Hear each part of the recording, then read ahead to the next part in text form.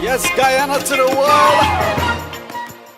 Globespan is a Guyanese dialogue moving towards the realization of one nation in one Guyana. It's a platform that offers an all-inclusive discussion with the pros, the cons, the ones that is taken aside, and the ones that stand in the middle. Globespan believes agreeing and disagreeing are part of the nation's building.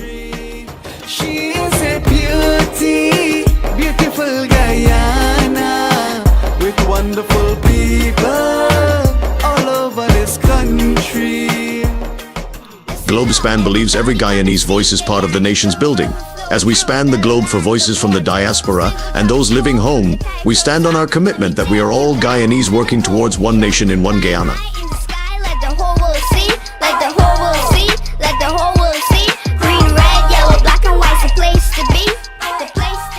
As the world turns on its axis bringing changes, we as Guyanese must adapt to those changes for a better Guyana for all. Globespan stands on its axis with its belief that one nation, one Guyana, one destiny must include voices from all corners of Guyana. With many flavor, 6 different people blended together. Raise your flag high in unity, we're family with one destiny. Raise your flag high in unity. Good evening, ladies and gentlemen. Thank you for joining us for another edition of Globespan24x7, owned and operated by Mr. Nohar Singh, with technical operator Mr. Devin Dissoon, as usual. Tonight we're discussing the road to 2025 politics in Guyana. Next year is general elections in Guyana. We will talk about general elections and politics of that election. Joining us for that discussion this evening is Mr. Ravindra Dev, a well-known lawyer and a political activist, columnist in Guyana. There's hardly anyone who doesn't know Mr. Ravindra Dev, who writes profusely in the newspapers. He's a prolific writer. Dr. Vetram Ramrak was supposed to join us this evening. Unfortunately, he has stuck in Texas as a result of Hurricane Beryl that barreled down on Texas, knocking out power for over 1 million people. So Mr. Dev will lead the discussion tonight. Before we begin the discussion, let's address this issue head on. In Guyana, people vote race. Political parties are racially aligned. All political parties say they are multiracial, but in general, one party is the party of Indians, another party is the party of Africans, and so on and so forth. Ethnic politics started in Guyana in 1957, and from 1957 to now, people have been voting race, and the political parties themselves have been racially aligned. So that is the elephant in the room. We must not bury our heads under the carpet in the sands, pretending that race does not exist and racialized voting. We saw what took place last year in the local government election and in the general election of 2020 as well. So, ladies and gentlemen, once again, thank you for joining us. Let's bring on Mr. Ravindra Dev, who has written extensively on ethnic politics in Guyana. Mr. Dev, do we have ethnic politics in Guyana? Well, for the longest while, our politicians tried to avoid that, and in fact, did just what you said we should not do, which is to bury our heads in the sand. Our independence politicians, both Mr. Burnham and Dr. Jagan, were socialists of various colors, but they were socialists. And they saw race basically as an epiphenomenon, as they call it, and basically class was the difference. But starting in 1957, it proved in terms of the voting patterns when Mr. Burnham left the PPP and mobilized. The easiest cleavage he could mobilize along was along race, because Dr. Jagan was very popular in the Indian, especially the Indian sugar and rice belt, and Mr. Burnham was an urban individual, African, who had given Africans great pride that he had won the Guyana Scholarship, and in London had won the Best Speakers Prize in London University. So since 1957 to now, race has dominated our politics. That's no doubt about it. Unfortunately, after Mr. Burnham took power in '64, all the way up to 1992, elections were rigged. So we didn't know. And to get somewhat personal, where you and I and Dr. Beto Ram were involved, when we went back to Guyana to get ourselves involved in politics, the politicians again insisted that race was not going to be important. In fact, the WPA thought that they had resolved the race question and they were going to win the elections. There was a big debate between me and them on that issue. Be as it may, Dr. Ramarak did what a political scientist is supposed to do. Not read tea leaves, not talk to your grandmother and your auntie and ask how they're doing, and then you extrapolate from that. Dr. Ramarak conducted the first serious poll in 1991. You and I were both pollsters. He was a PhD student at NYU. You were at CUNY. And we came out in 1991 with the results that showed the country was still cleaved along racial/ethnic lines. So said, so be it. As in 1992 elections, the PPP won, and in 1991 there was a census, and that census showed that Indians in 1992 were about 48% of the population, and the PPP got in 1992 53% of the vote, and so on and so down. The WPA, and we must remind this because they claim to have slain the racial dragon, the WPA, the poll had showed they would get 4%, and they were quite outraged and wrote reams of protests in the papers. And when the actual election results came out, they had half of that, 2%. 2% they had. And the PNC, after destroying the country, after forcing thousands and thousands of Ghanaians to leave, secured 42% of the vote. 42%. Africans in that poll in census in 1992 were about 32%, but the critical number was the mixed vote was 12%. So when you add the African vote to the mixed votes, that was 44%. The PNC got 42%. 42%. And it's something we have to then consider, because as you go through all of the censuses and also the elections, you see this correlation between ethnic numbers and the vote that political parties get. So to look ahead as to what will happen in 2025, it would be foolish of any party to ignore the ethnic imperative. And therefore, we have to look at the crucial numbers that while the ethnic divisions are there, the critical change in terms of demographics has been that from a position where in 1980, Indians were 51% of the population. Of course, the elections were rigged in that year. It was immaterial, but Indians were 51%. Every census since shows that Indians, the population of Indians decreased incrementally more than any other group. So from, for example, 1980, from 51%, the last census of 2012 showed that Indians were down to just a bit over 39%. So if you extrapolate that, there was a census taken in 2022, the numbers aren't out, but if we extrapolate from the previous 3 decades, then Indians should be about 36% at this time, about 36%. Africans that had started out in 1980 with almost 31%, their population actually grew and was stagnant and only decreased by very small percentages.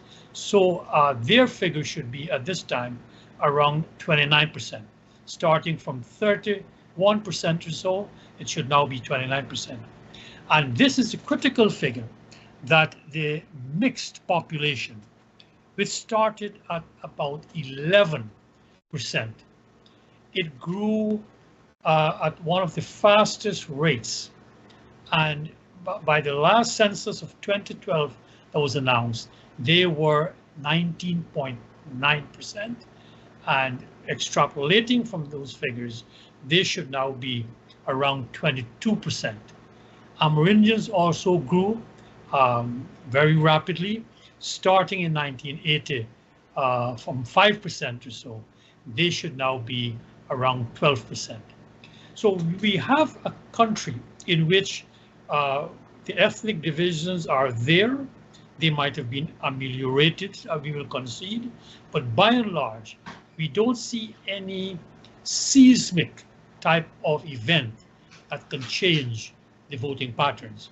However, I want to point out one thing which makes the mixed population rather peculiar, and I want to conclude on this note in terms of demographics and voting, that the mixed population between 1992 and 2002, it jumped by 4%, and from 1992 to 2012, jumped by another 3%. And people like Professor Clive Thomas, who disaggregated these figures, showed that by pure birth rate, this could not have occurred. What then explained it? Well, you see, the mixed population is generally mixed Africans with some other race.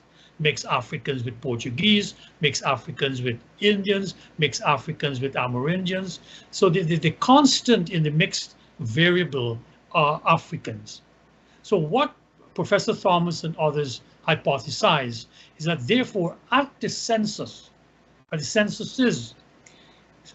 certain African people or black people were classifying themselves differently, rather than stating that they were African Guyanese or black Guyanese. They said they were mixed. And this is crucial for voting patterns and other behavioral patterns, because the mixed population has a particular ethos. It sees itself with a particular position in Guyana. It sees itself as having certain rights and what have you in Guyana, and those are invariably better, so-called, quote-unquote, better than Africans. So the growth in the mixed population is very significant in terms of voting behavior, because they see themselves different from African Guyanese to classify themselves as such. I'm glad you pointed out and bring up the numbers as well. Clearly, we are now a nation of minorities. There is no dominant, politically dominant, numerically dominant ethnic group. There may be a politically dominant group, but we are not there is no numerically dominant ethnic group. Indians themselves are the largest minority, followed by the Africans, the mixed, and the indigenous people, and other groups. Of late, there have been a significant number of Venezuelans who have also remigrated or migrated into Guyana, and there is a significant number of Portuguese from Brazil that has been also coming to Guyana. And I'm also very, very pleased that you have explained the correlation of ethnicity with voting. The size of the group pretty much coincide with the ethnic composition. I'm sorry, with the ethnic numbers of voting for each of the political parties. Where do you see us heading into the next election in terms of ethnic voting? Well, we now come to the question of strategies. That a strategy that might have worked in one set of factors, whether At one time, there were certain ideological differences. At different times, there might be certain economic premises. Even in terms of numbers now, we have to look at what strategy you will utilize to garner vote across the divide, so to speak, because our Constitution, while it awards the presidency to the party with the largest plurality, which is why the PPP got the presidency in 2011, even though they didn't have a majority in the National Assembly, yet to control the government, both the National Assembly and the presidency, you must have a majority. Therefore, in Guyana, the goals of voting are still to garner a majority. The numbers are still there. But those numbers are very significant now that we are a nation of minorities, because it was alleged even by our group, the Jaguar Committee for Democracy, and then ROAR, when we first came on the scene in the late 1980s, there was no poll or what have you. And we pointed out, because of the Indian majority that was shown by the 1980 census, that Indians had what we call a numerical advantage, and therefore Africans suffered from what we call and define as an ethnic security dilemma, which is if they allowed free and fair elections, then Indians will dominate ad infinitum. And we must point that out, that we didn't need to state that, as people claim us to be Indian partisans and what have you. But we felt you have to state the facts and then deal with those facts. So to come back to your question in terms of strategy, Dr. Jagan, for ideological reasons, came up in 1992 with a device he called the Civic. So in a sense, he was acknowledging that his party, the PPP, he didn't acknowledge ethnic, reality, but he was when he said we're going to have a civic component, which will consist of all classes and all strata. He used the word strata. There are different ways societies are stratified, and one of them, of course, is ethnicity. So he brought in as a civic component Dr. Sam Hines and other people of African origin, including, ironically, with his position today, Dr. Henry Jeffrey. He brought in him. Henry was head of the Coffee Ideological Institute for Burnham, and yet he was brought in there. And there were a host of individuals or representative groups that Chetty felt would then broaden the representativeness of the PPP. And we can then argue that when we look at the numbers, Chetty still had, in terms of the Indians at that in 1992, as I said, Indians were still 48% of the votes, but Chetty got, in 1992, he got 55% of the votes. 55% of the votes to the PNC's 42. And this brings us to the other part of the PPP strategy. A, they have kept the civic component to add diversity to their reach by bringing in other groups, both Amerindians and mixed and African. We didn't speak of the Amerindians, but we can't ignore them. They're very significant, with over 10% of the population today and growing. So Chetty ensured that they were represented in civic. Some of them were also PPP, but not too many. So the other component of Chetty's strategy had started from the very beginning, when they were organized as a classic Marxist-Leninist party in 1969, which was that in every village, in every hamlet, they were PPP groups, small groups. So in my village of Iflat, there were at least 5 groups. In my one village, you had at least 5 groups. And those groups were then broken down by streets in every village. And those streets were then broken down by blocks. So when it came time for elections, the PPP from that time to today has and have a mobilization mechanism that is unsurpassed in the Caribbean to today. So when I, who live in Iflat, I went back to my home village, and I live in the lot that my father got when we left the Low G's in Iflat Ocean View. When on voting day, individuals from my street, the blocks, people who I know, would come around and they would say, "Uncle, did you go out and vote?" They didn't tell me who to vote for. Did you go out and vote? Implicit, they would know, because we know them, they know us. Did you go and vote? If you can't vote, the old people, the old, the sick, the lame, they would have minibuses to take them in our own village, because we live at one end and the voting booths are at the other end in the community center. So this has continued to today, and it is not appreciated enough that in the nuts and bolts of politics, you can have all the fancy rhetoric, whether in the newspaper, over the radio, or over social media.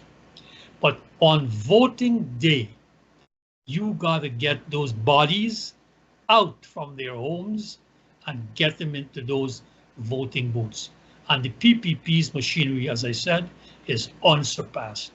So the PPP strategy remains as it was from 1992, which is to gather the largest possible spread of voters under a PPP banner. As to how well they will succeed, again, we can only extrapolate from how well they have succeeded to date, right? They only lost an election.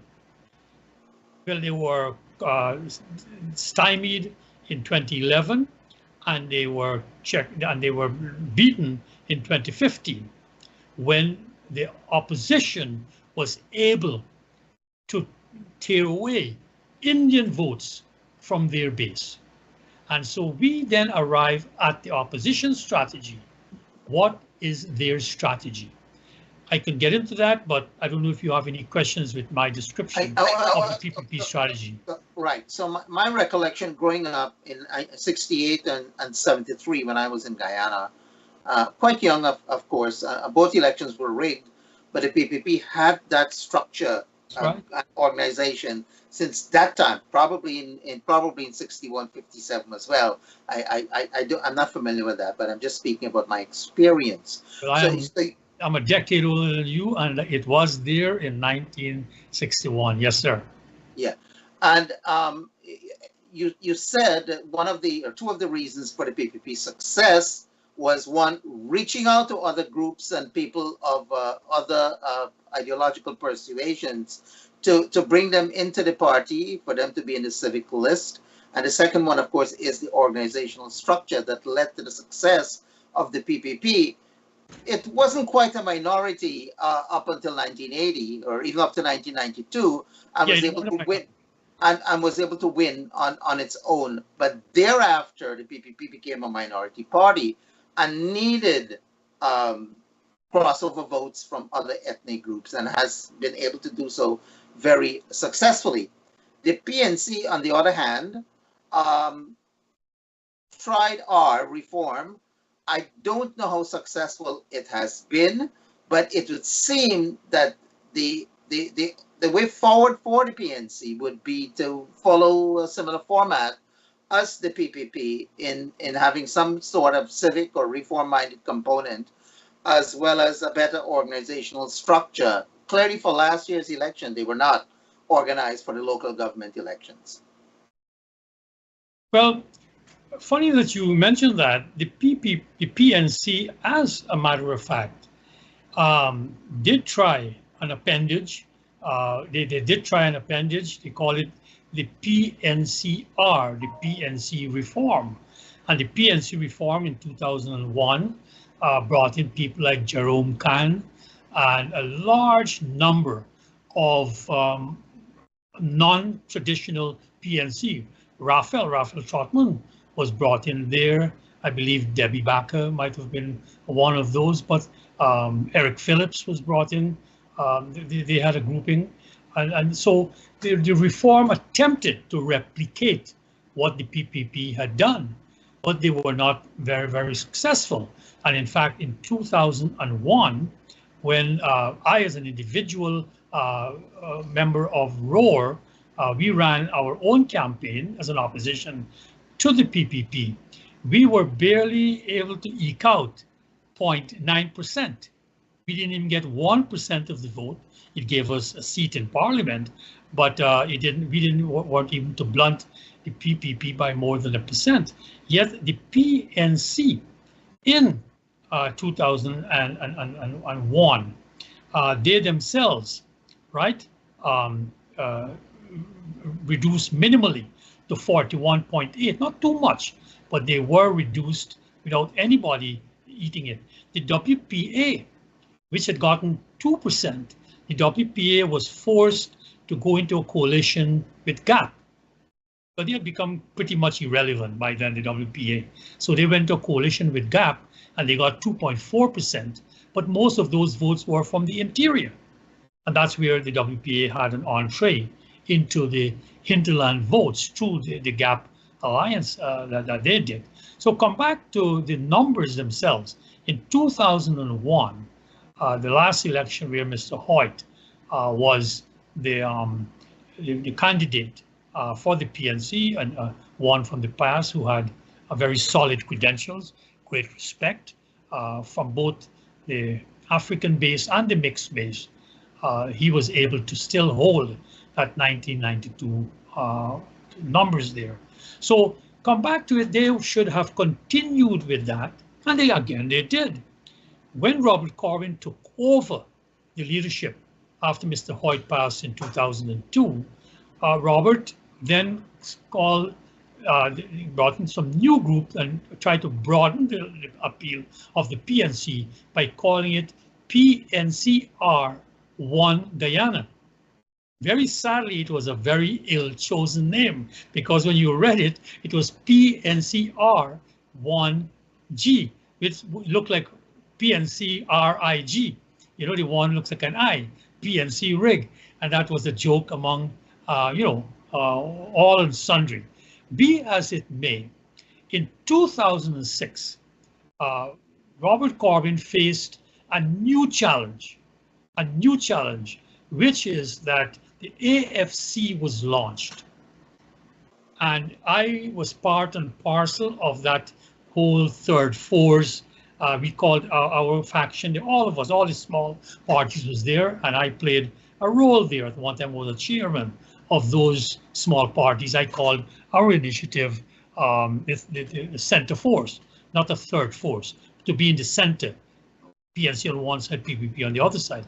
But we remember distinctly, in fact, we opened up our ROAR meetings to AFC leaders at that time across the country, trying to build that third force and that third force. So in 2006, and this is critical, the AFC was composed of Raphael Trotman in the leadership, Kemraj Ramjatan in the leadership from the PPP. Raphael had left the PNC because his path, he wanted to lead the PNC and his path was stymied by Robert Corbyn, he felt.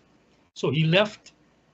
Ramjatan also felt his path was stymied by Bar Jagdeo, who was younger and he was in the trenches during those years. And then you had Sheila Holder from the WPA, but by that time the WPA was just wallowing, trying to fight for survival, coalescing first with GAP and then later they would coalesce with, I think, some other party, with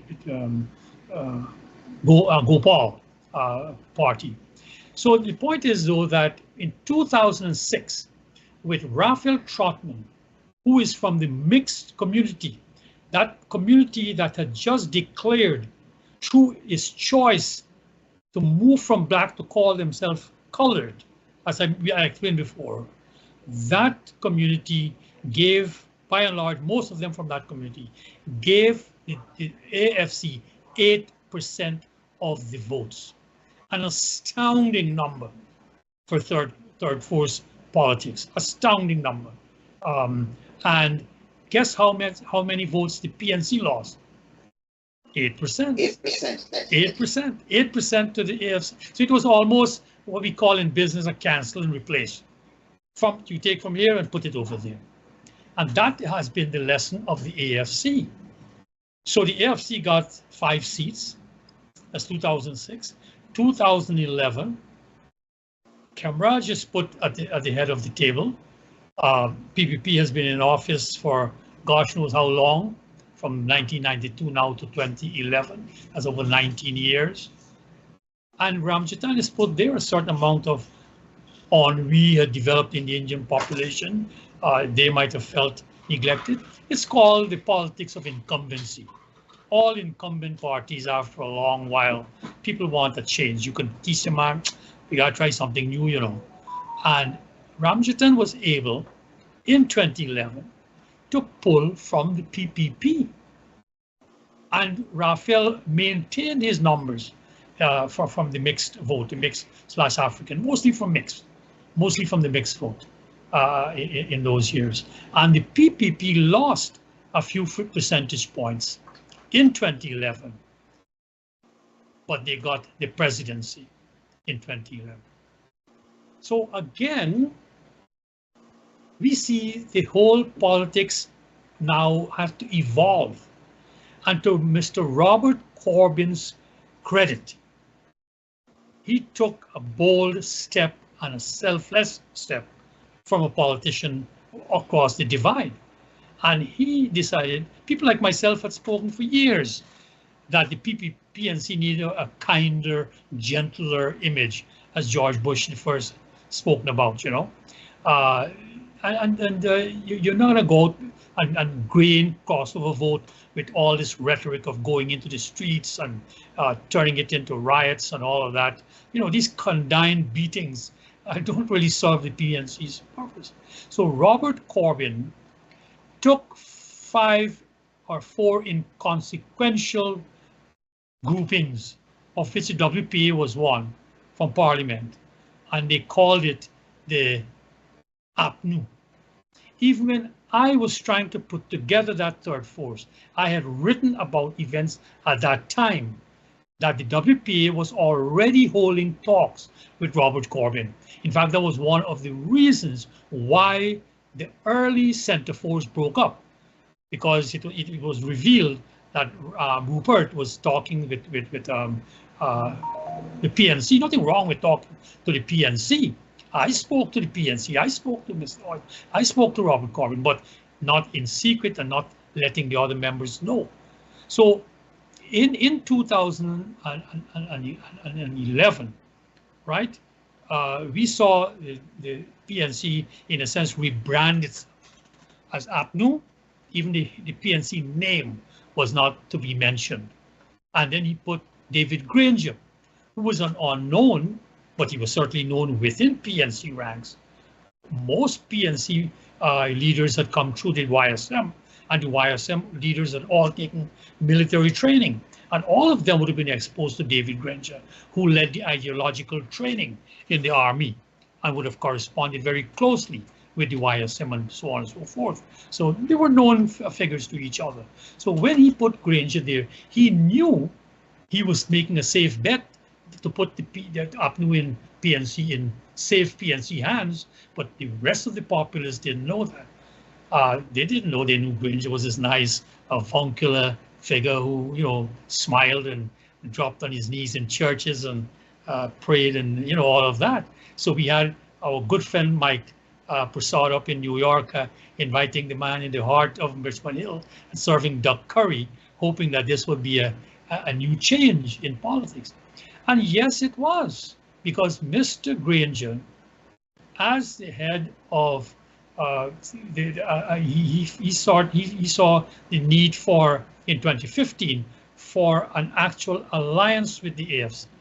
And when they put those numbers together, they were able to defeat the PPP, and the PPP lost office. Of course, we know, and to conclude, Mr. Granger, for reasons unknown, shot himself in the foot by closing 4 sugar estates, pulling the rug out from under the AFC, and in a sense made them into dead meat, and they lost in 2020. So to come back to what will the PNC do, to me, it is rather strategic that to just do what has to be done in a nation of minorities. Try to make alliances across the divide to bring other groups into a coalition to defeat the PPP. One can't but belabor the point that, first of all, there was a census done, I think, 2 years ago, 2022. We still haven't seen the numbers. Numbers have not been released. Yeah, but in it's almost a given that the Indian percentage of population would have shrunk significantly because of continuous migration. About 15,000 Indians migrate almost every year over the my last year. Extrapolation from the numbers is that it's now down to 36%. Right. So the PPP cannot win an election unless it is able to make gains among Africans, mixed, and increase its share of the native people. Do you see that happening next year? Well, let's face it.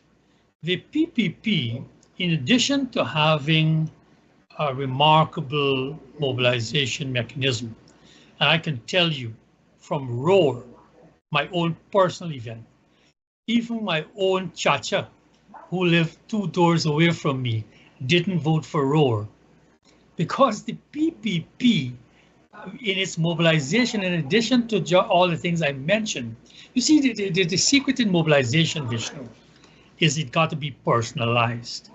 You can't just show up around election time and tell me to vote for you. You can't just show up a year before, as is happening now, and tell me, vote for me. I'm going to do this and do that. Everybody knows that, you know. It's like the cartoon that's circulating across the internet, where the fox is addressing a whole flock of sheep and says, "Comrades, as soon as I'm elected, I'm going to become vegetarian." You know, the sheep got to be really sheepish to accept that. So to come back to the PPP does this kind of face-to-face mobilization day in, day out, 365 days a year, 5 years. From the moment they got into office, they announced overtly for the first time, they hadn't even dumped Marxism and Leninism from their manifest, from their whatever, their constitution yet. And from 2021, they said explicitly, we are going into African Guyanese communities to get them to vote PPP. They said it. I almost fell through my seat when I read that that morning. You get me? Here was the PPP actually talking race. They were actually saying we are going to go into African Guyanese villages, and they did, led by one of the most energetic presidents there ever was of Guyana, young Irfan Ali, going into the villages, having programs for them, talking in terms of education for them, talking of scholarships. I am reliably informed, not by the PPP, they haven't released the numbers.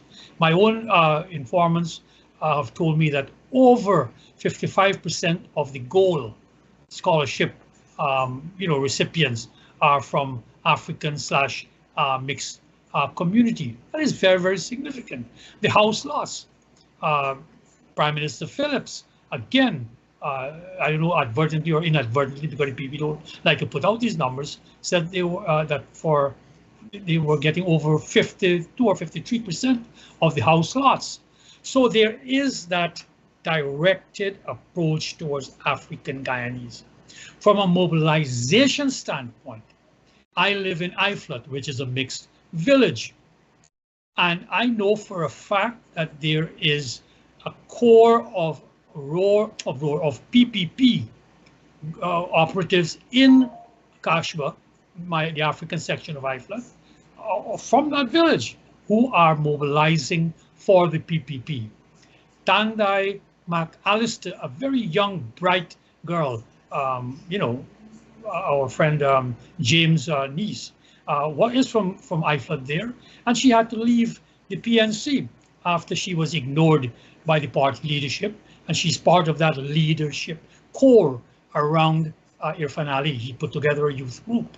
I'm not saying she's campaigning for the PPP, but like I do as an Iflut resident, when I go on the Iflut page that she runs, you're talking of a lot of government programs being announced, and you could get this and you could get that and what have you. That's in Iflut.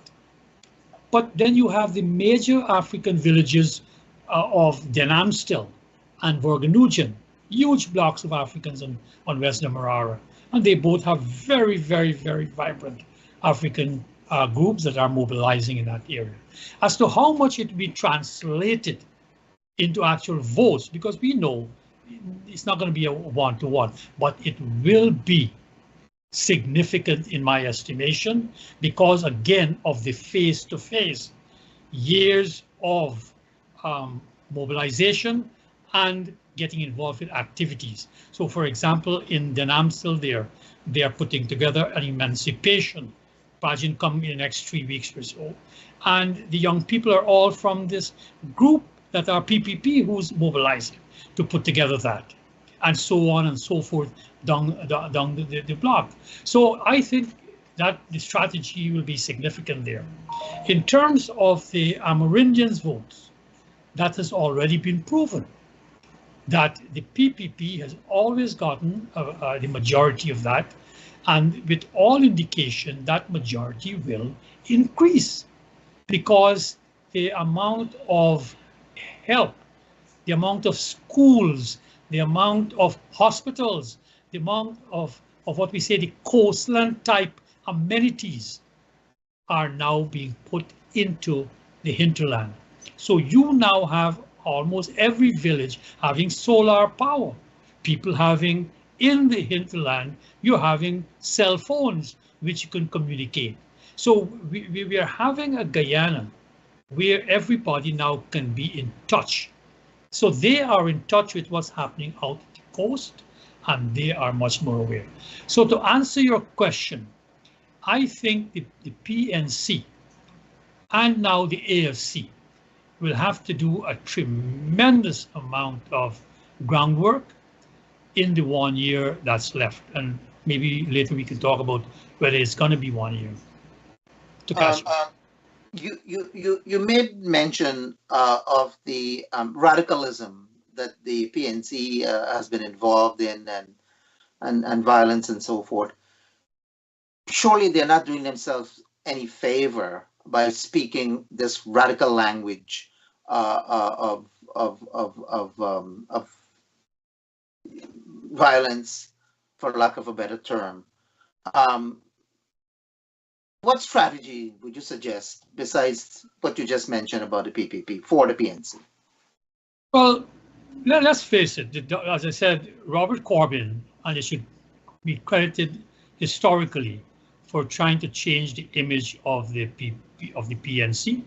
And I wrote about this a while back, so it's nothing new, that Sheila Holder sat next to me in Parliament. And when Robert was making a speech at some point, Sheila Holder, sucked her teeth and said, how we had put him there to manage the PPP, and look what he's doing.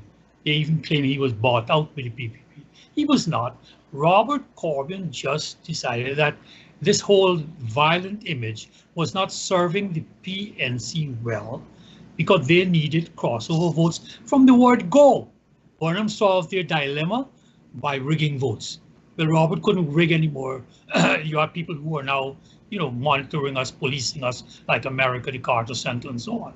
So the only rational one was to try to get crossover votes, and yet he was blamed for selling out, and that was the thing. So what we are seeing right now, Aubrey Norton, and I know Aubrey from back in the day also, had earned that same street image because of his activities in 1998 and other protests where he led, in Georgetown, had that image.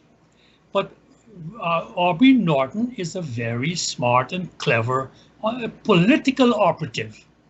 Very smart and political. This politics would have come up from his being just like like Corbyn, having come through the ranks as a boy and would have imbibed his political news, not from books and theory, but from actually listening to these quote unquote big men in his party.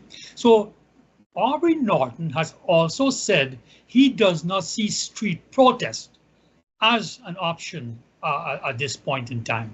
And for this, he has been heavily criticized by the WPA, the 4 or 5 of them who are left, and have marketed themselves as the radical wing of the Black community. They have criticized Aubrey Norton for this, that he doesn't want street protests, when all the man is that the WPA has very clearly said that they don't see crossover votes as being realistic. So why put any amount of energy? Of course, if they get it, imagine the word they use, it'll be gravy. So imagine you telling 39% of the population, if you come, you come, but we really don't need you. This is a very, very dangerous development in Guyana.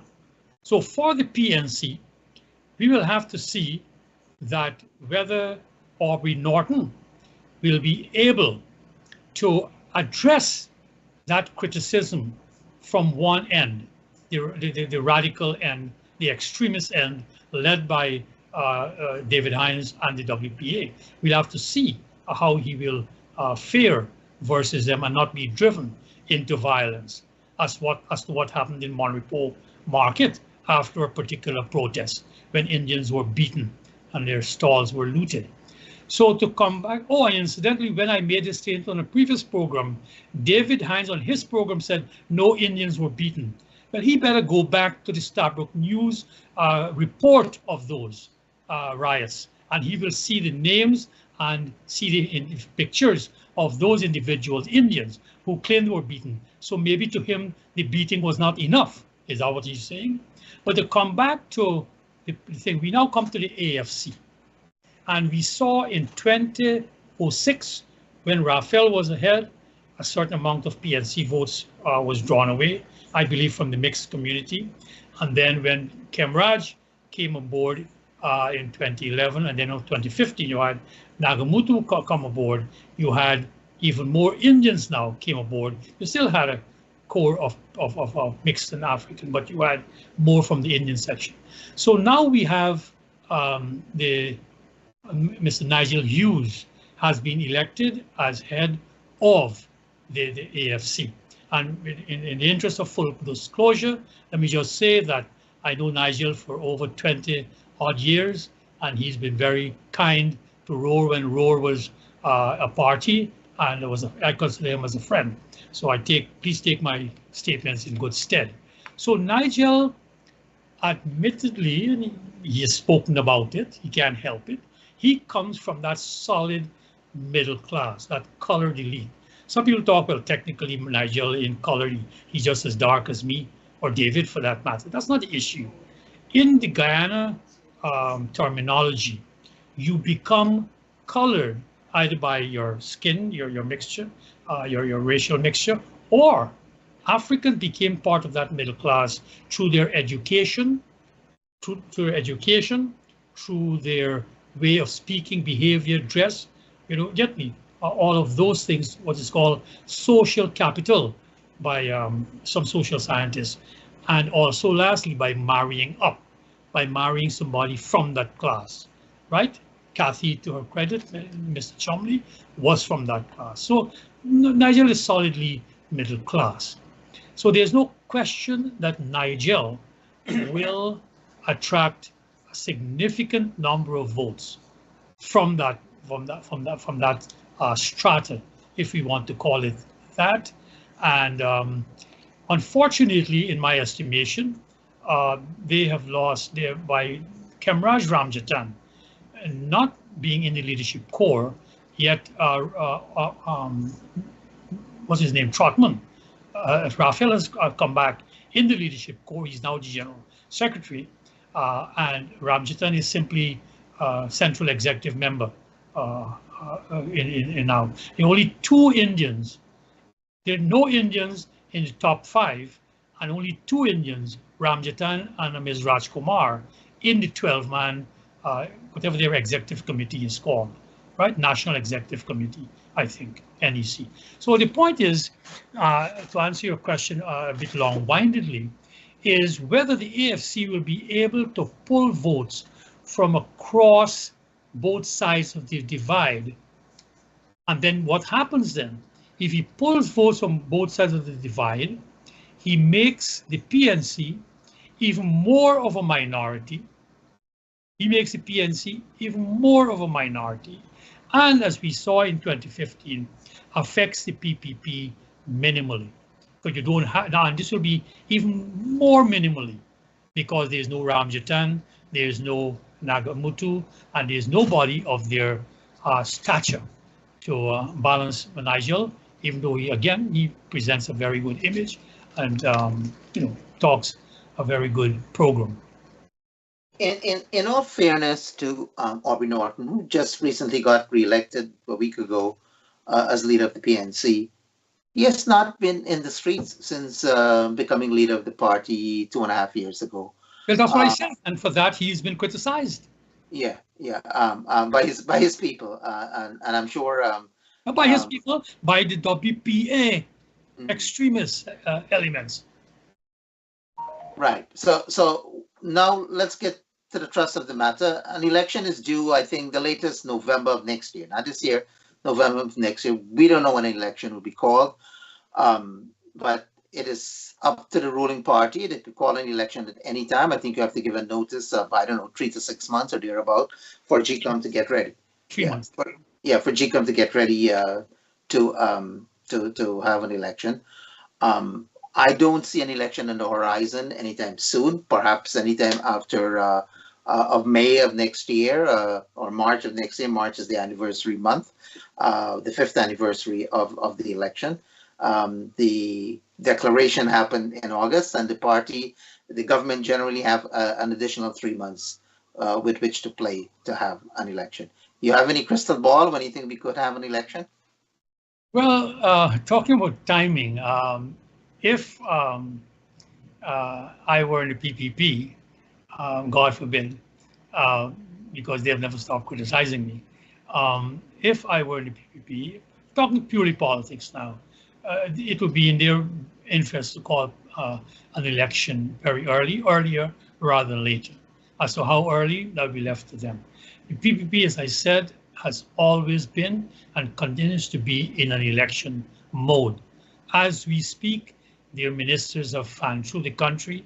Mr. Jagdeo was over in Region 2 just yesterday and the day before, talking to the rice community, and rice is a scribble and a scribble of rice. And he was talking to them, addressing their concerns about fertilizers and all the other inputs into rice. So that you could see that there's some signs there that they are ready. The other one about GCOM, we noticed that GCOM has already released the preliminary voters list, which has to be then scrutinized in a claims and objections period for clarity. The opposition has been saying they won't go to the polls unless you have a quote unquote clean voters list and a sanitized voters list. Now, what does that mean? And is it going to happen? What that means basically, apart from there are some dead people on the list and all that. No list is ever complete. In America here, you have dead people and what have you. The only significant number are those Guyanese who have migrated and they have not taken off their names. You can't. It's a matter of constitutional law where the Chief Justice in the High Court ruled on this. You cannot take off their names from the list. So I don't see how you can call the list bloated when by the law of the land, by the constitution of this country that governs us, all of those people or most of those people are validly on the list. Now, if the opposition wants to take off those people from the voters list, I'm telling you, they are heavily supported by those same overseas voters in Brooklyn and in Georgia and in elsewhere. Let them go ahead and try that. But for that to happen, that they will have to get the support of the PPP in Parliament for that to occur, and that will be a whole big mess. So I don't see that happening. So coming back to the list itself, and GCOM putting out the preliminary list, voters, the PVL, that is one sign to me that preparations are well on way, because the PLV has never been this far in advance, of an election. So, like I said, why the PPP, if they're politically smart to do it, is that the opposition is still not caught itself. They're still in disarray.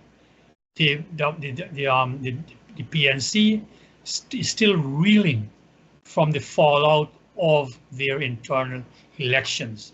We still don't know what Royceville Ford and Amansa Walton Desir will be, where they are, what they'll be doing. We still don't have a report on the elders pronouncing on Miss Kissoon, Vanessa Kissoon's charge or allegation against Mr. Norton. These are very, very solid matters. Can you believe how many people from how many women from the PNC base are going to be very upset if that is whitewashed? That will have a fallout. Ms. Kissoon has been a very, very vocal supporter of the party, of Norton, incidentally, back in the day against Granger. And she has a very, very solid following out in Region 10, which is a key area for things. So the PNC, the opposition, is in a bit of, not a bit, but being kind, out of their disarray. So if you want to catch them unawares and not all together, election makes sense. For then, where's APNU, you may ask? Well, we still don't know. The other tiny members of APNU have decided that the PNC is to be kicked out. They're not part of it. Mr. Norton, however, asserts that he is still leader of APNU. So 5 people voted to throw them out, but it doesn't matter. He's still like that. We still have the leader of the list, Mr. Granger. You have all those people in Parliament still at the behest of Mr. Granger. So all these things is adding a tremendous amount of confusion. Now, one way out of this has been suggested by who else? By the extremist faction of the WPA. In their theoretical ramblings, just like they did in pre-1992, when they said they're done with race, they have slain the dragon of race, and they would win the elections. They are now saying, this is the thesis that has been adumbrated by Dr. David Hines, that the PNC has the African black vote solidly behind them.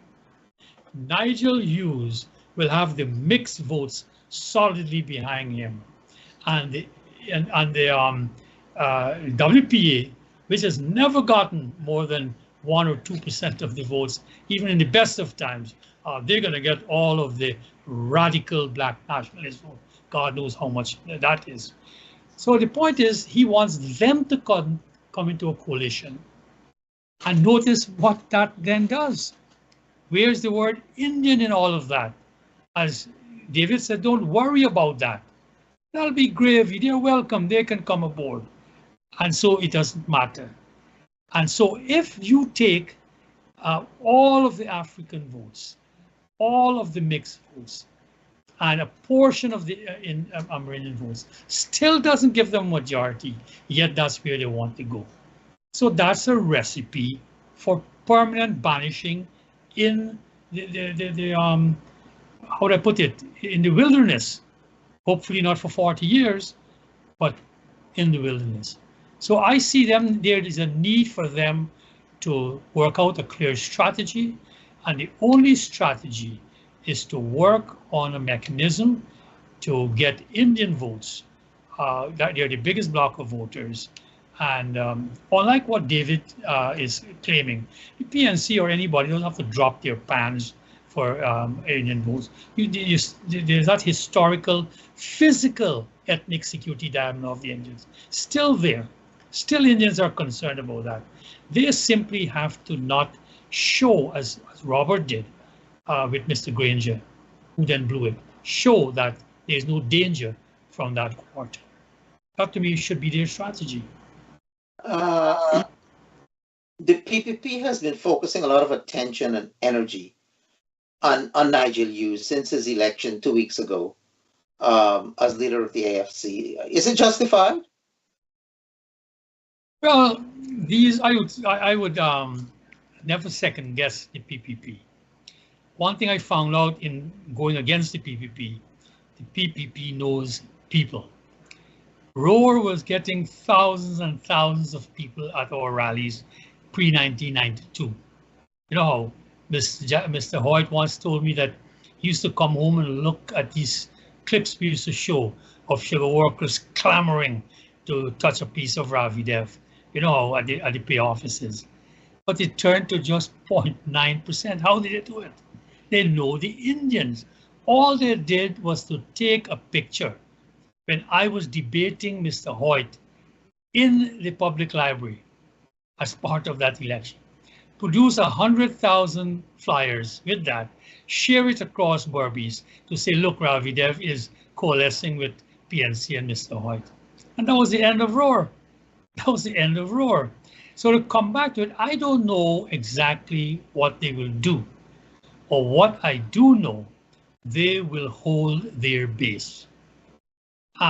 Especially if they continue, the opposition continue or persist in not getting somebody of consequence in their numbers to attract some of that vote.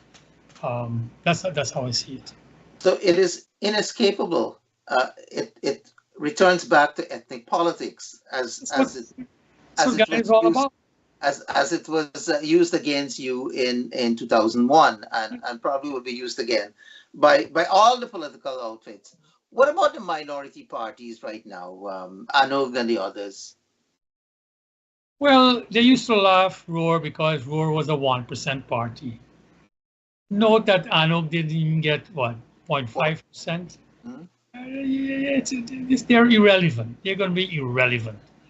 The AFC, because of historical circumstances, broke through that wall we had in terms of third forces, because there's this very, very deep, almost what we call latent impressions that are laid down in the Guyanese psyche.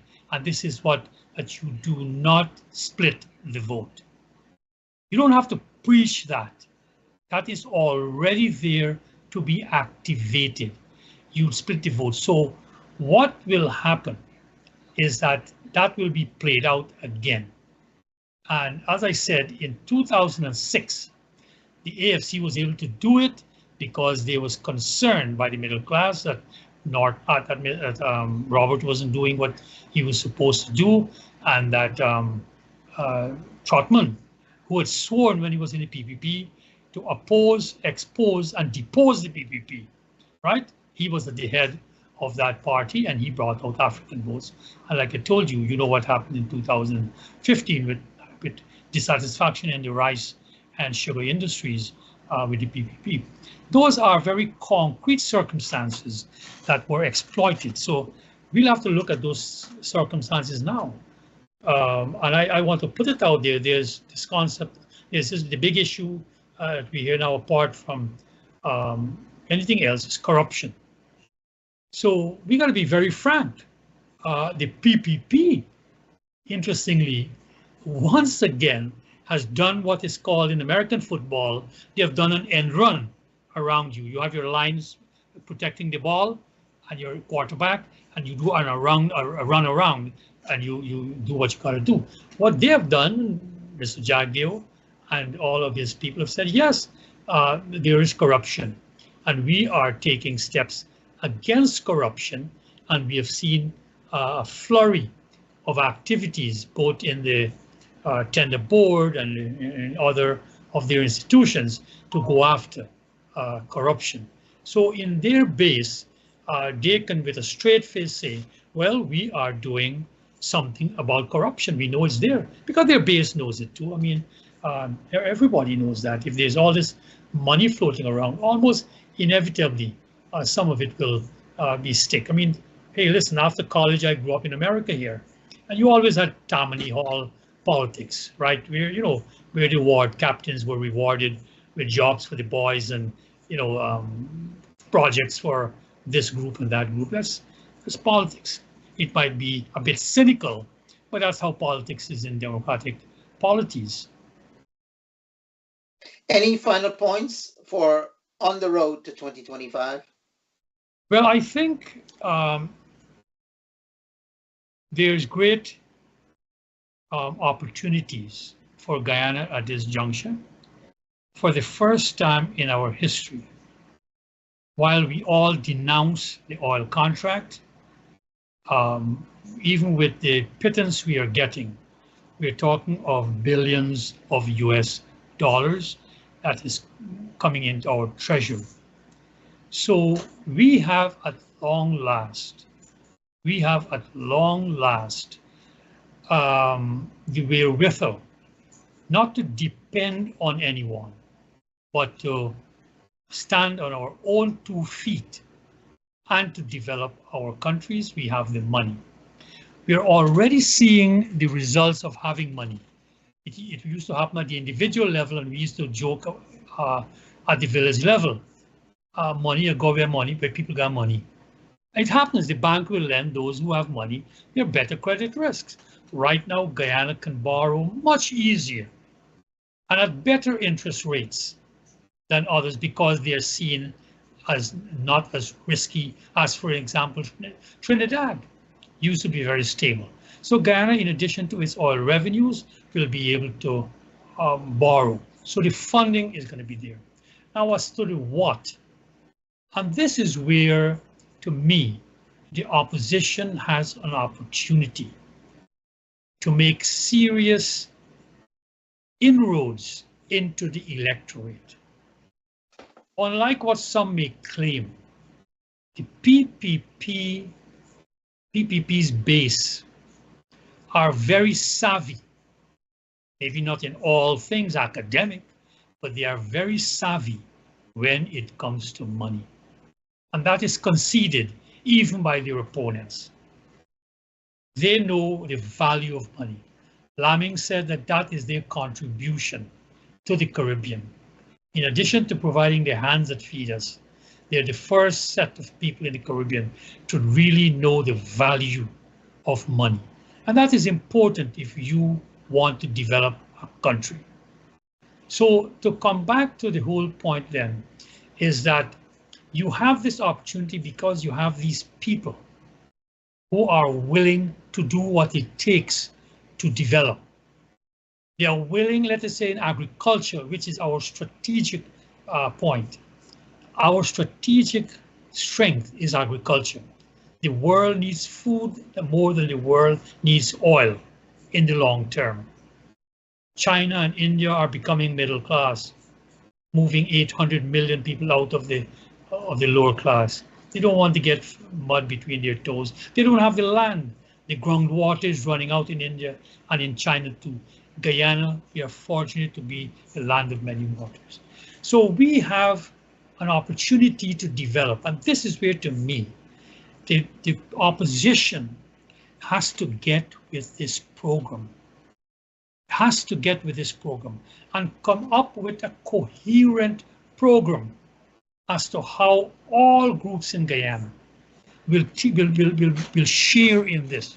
I see the PPP is already taking large-scale agriculture into the hinterland. We see in Region 9, rice being grown, combines being sent in, and they're now going to start some corn and some other crop there, black-eyed peas, I think. The PNC and the AFC has to come up with a program to do better than the PPP, and they have to show that, because, like I said, these are people who are thinking economically.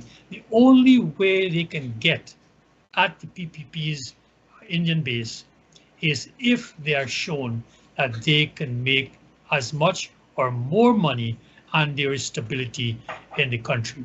I think they have to come up with a very, very good plan that is broad-based and is very inclusive and is coherent. And I'll close on this point, which is aligned to it.